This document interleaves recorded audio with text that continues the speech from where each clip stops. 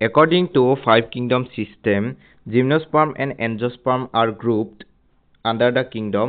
অর্থাৎ gymnosperm and angiosperm মানে কি? আমি জানো যে প্লান্ট কিংডম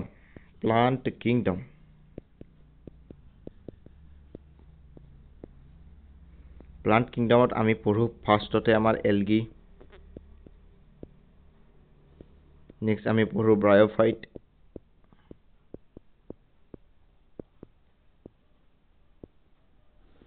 নেক্সট আমি পঢ়ো টেৰিডোফাইট,